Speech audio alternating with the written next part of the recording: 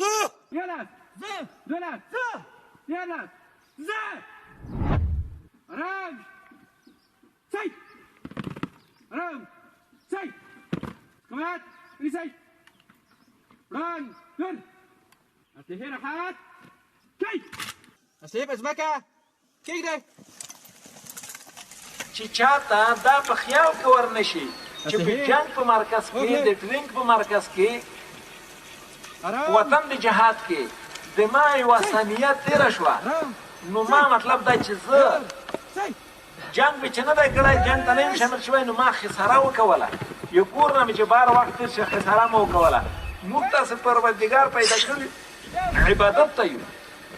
پروردګار عالم د دې عبادت په مقابل کې خپله رضا او دیدار راکوي او جنت راکوي د دوزخ نه بچ کوي او د عبادت معنا د خدای پیروي او د پیغمبر پیروي ده د خدای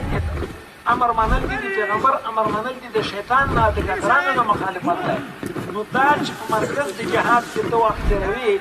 د دې خوب و خوراک و د دې ټرینګ و د دې لوبې د دې ګرځېدلو دا ټول په یو بهترین عبادت کې شمار دی چې د دنیا نور ټول عبادتونه یې د دغه عبادت د عشر د سلمې زرمه حصې ته نشي رسېدلی